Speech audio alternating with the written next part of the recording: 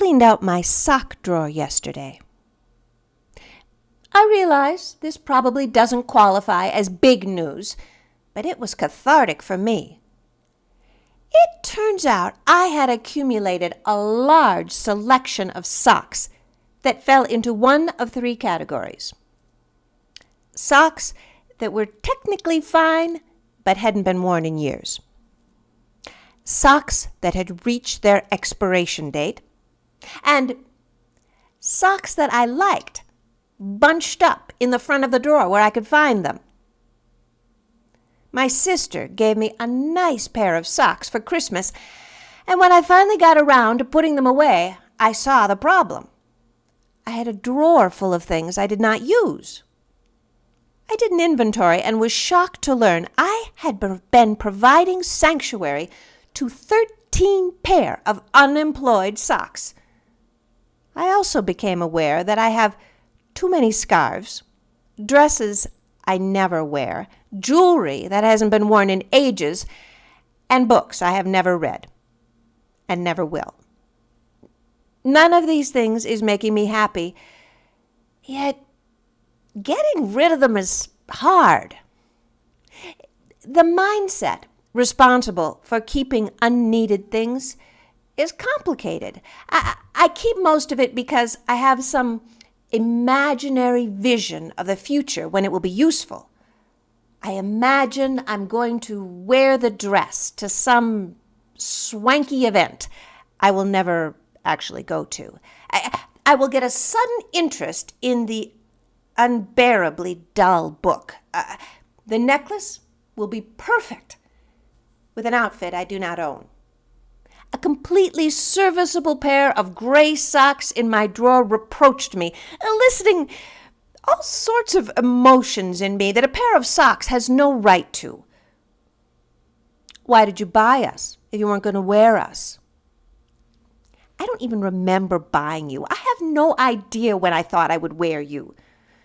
Maybe if you gave us a try, we'd become your favorite socks.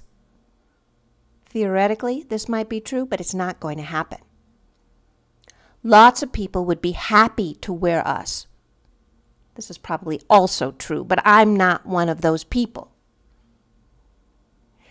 I remembered when a friend from Nigeria came to visit.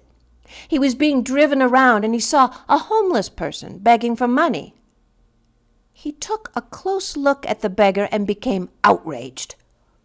"That man has socks!"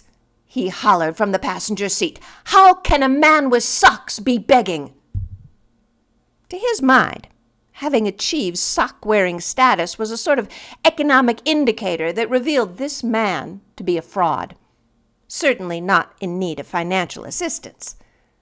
My gray socks would be a luxury item in Nigeria, and here I was throwing them away. The worn-out socks were no less fraught with emotion. These were formerly good socks that had seen better days. If a toe would suddenly punch through the end, my worries would be over. But this never seemed to happen. Instead, my socks were worn out incrementally until they were not really doing what socks are supposed to do: keep my feet warm. At what point would I feel zero guilt throwing them away? I was stuck. But being surrounded with things I have no use for is exhausting. So I am chipping away. After I got rid of 13 pair of socks, I put the new pair my sister had given me in the drawer. I could actually see all my remaining socks. The drawer had extra space.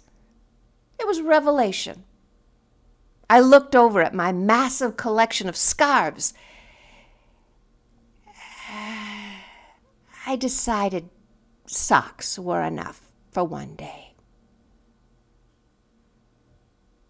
Till next time, Carrie.